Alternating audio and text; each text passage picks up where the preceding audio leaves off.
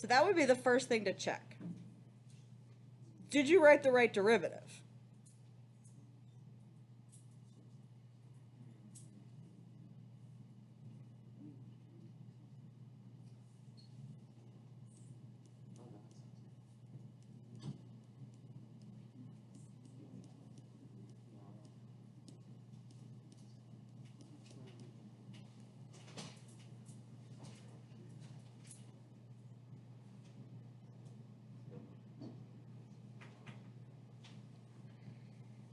Everything's going to get kind of sad when you're not, can't evaluate that without your calculator. See that? That's that.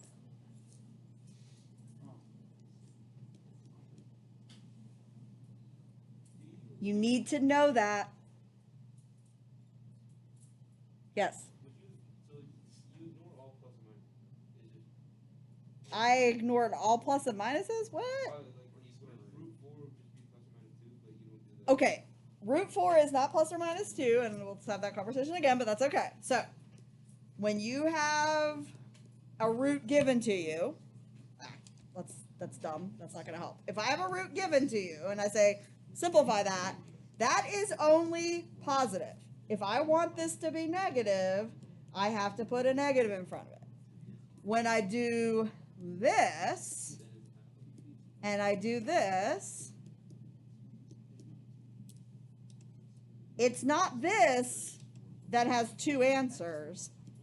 It's that has that. And that's why, okay? Okay. Yeah. I know. We love that plus or minus, and we are so afraid to not put it that we'll just put it even when we don't need it. Okay.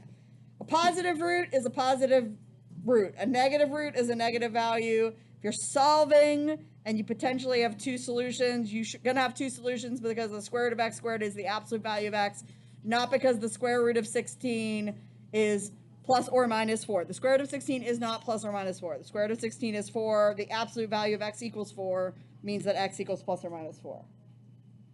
Yeah, we're going to have a little, I'm going to have a come to Jesus with some of the algebra 2 and calculus teachers. Okay, here we go. 24 minus 2 times a half, which is 24 minus 1, which is 23.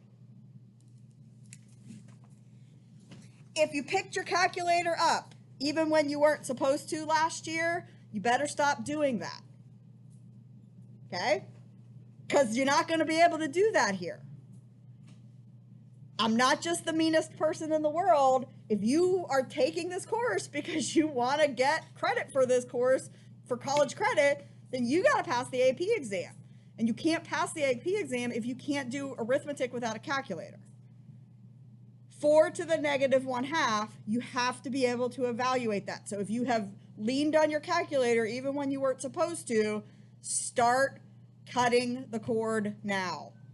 Okay? You got to break up with your calculator and start doing some arithmetic. I will help you if you need help. It's not that you can't learn how to do it. Nobody really made you up to this point. So, here I am. Yep.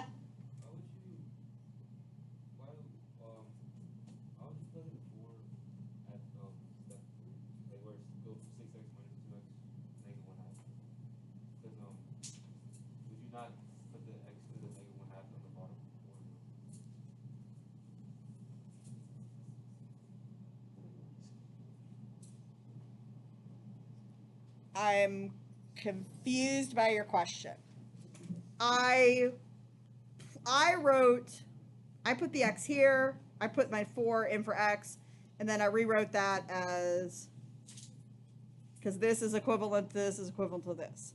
You could also, if you want to write it like that, and then put the 4 in there. Did I forget? Did I do something wrong? What did I do wrong? Yeah, something's not right. How did I get so sassy all of a sudden?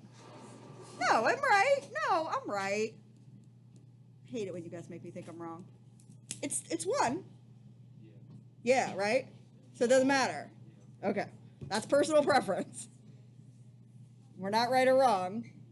So whether you go right here and rewrite it and then you plug your 4 in and then you simplify, or you plug the 4. See, but I'm not afraid of 4 to the negative 1/2 because I know what 4 to the negative 1/2. I know that's going to be 1/2. I know that, so I'm not afraid of a negative exponent. You guys, if you're trained to get rid of them right away, that's cool. Not a problem. X to the negative 1/2 is 1 over the square root of x times a 2. 2 over the square root of x. What is that 23?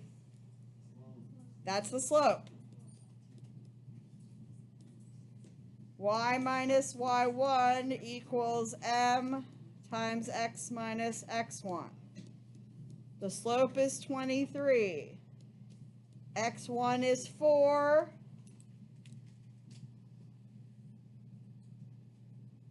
y1 is, let's see, 24 minus 8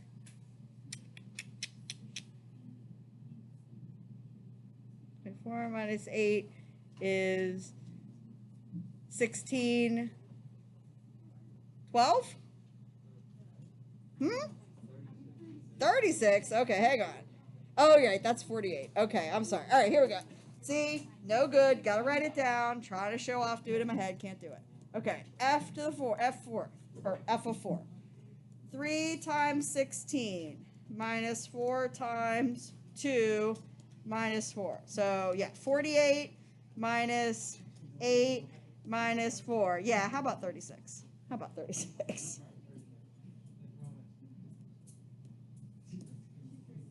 Boom. Whew. We're going to do that problem in different forms over and over and over again. Equation of a tangent line. Just the slope of the tangent line. Sometimes I just want the slope.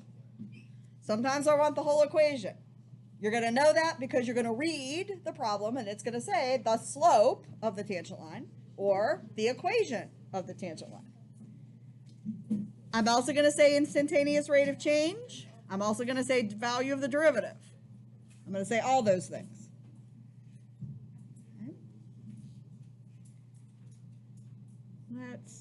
All right.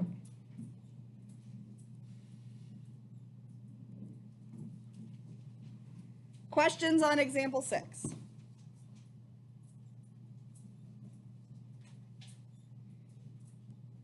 Ooh. All right.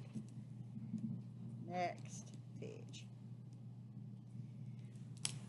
When we have the product of two functions and we want to find the derivative of the product, in some cases, it's easy enough to complete the product and then apply power rule to the terms.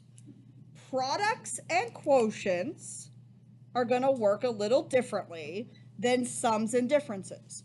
When I had a sum of a bunch of terms and that was my function was a bunch of terms added and subtracted, I could take the derivative of each term and just stick them all together. Let's talk about y equals x times x plus 1. If I have x times x plus 1, that is the same as x squared plus x.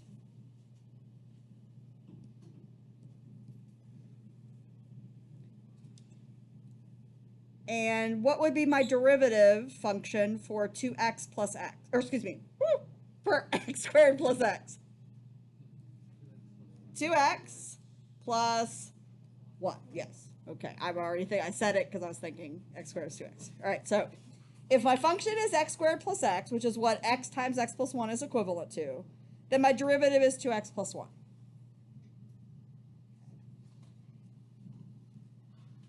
I'm going to use this problem to illustrate to you the product rule.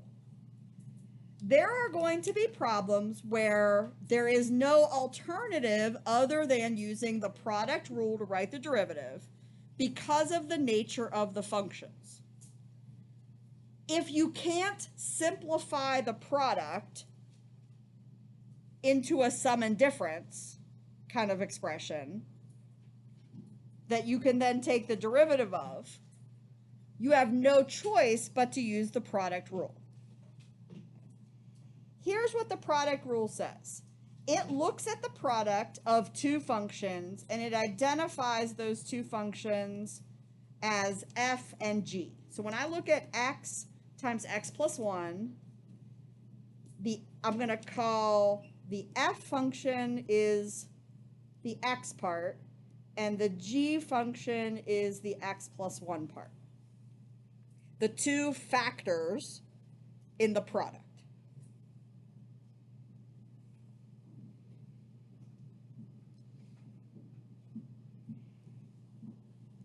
What the product rule says is that if I want the derivative of this product, I can get it this way. I can take the g function and I can multiply it by the derivative of f, and then I can add on to that what I get when I take the f function times the derivative of g.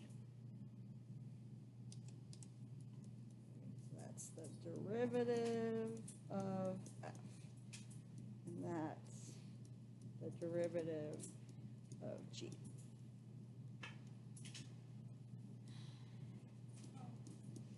So I recommend often, until you get really smooth at it, that over to the side you write f and g and identify what f and g are out of the product.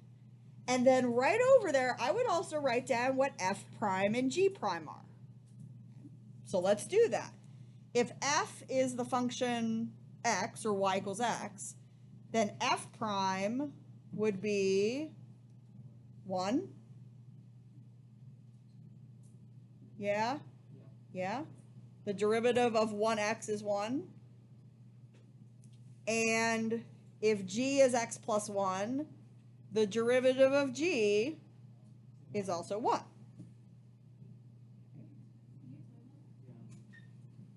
Do we have to learn this? Yeah. I don't know if that's what you said, but.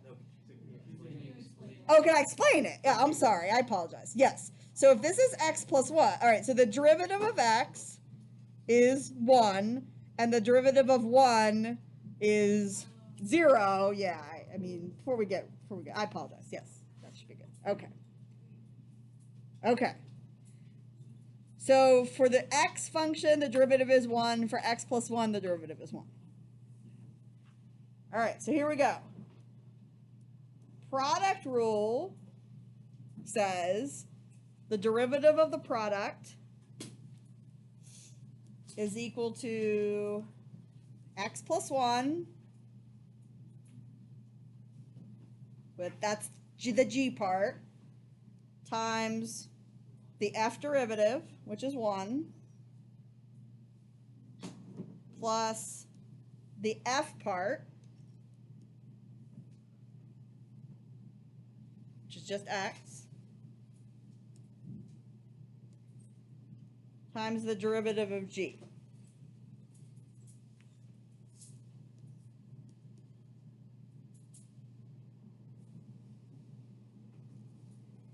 I know what you're thinking. I can read your minds.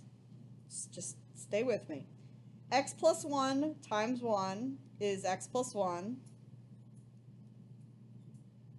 This x times 1 gives me an x.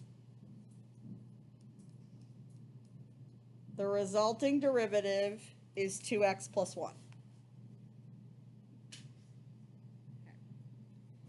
Now, that is a horrible example for showing you that you need the product rule, because it's kind of, I can't teach you to do it with a lot of different functions yet because we don't know how to do the derivative of a lot of different functions.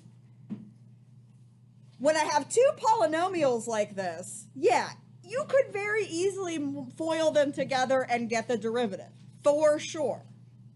But, and here's the big but, when I start having you do things like sine of x times x squared, and you have to write the derivative of that, there ain't no FOILing. It's a product rule problem. You have to use the product rule. So if we can practice, I'm going to insist that you practice with product rule, even on problems that you could FOIL. Okay. So if you want to roll into class for next time feeling confident about what we're doing, you may not be able to do all the homework from the textbook yet. Some of it you should be able to do. But you can definitely do example 7. And I would say for example 7, do it 2 ways. FOIL, and then write the derivative of that. And see if you do the derivative with the product rule. That would be a really good practice problem. One problem, and you would practice several different things from this lesson. You would practice a couple basic derivatives, and you would practice the product rule. Okay? So I'm going to unofficially call that a homework problem. And we will pick up there next time. Yes? There was a problem from the last packet. Yes. We didn't get to finish. Oh, at the bottom, that's right, the table. Yes, thank you for reminding me. Yeah, we're going to go over it. Thank you for reminding me. I'll make myself a note. Can I go use the restroom? Yeah, go ahead. Okay. I don't need to stay after 105. I just need to make some connections. Okay, that's fine. Yes.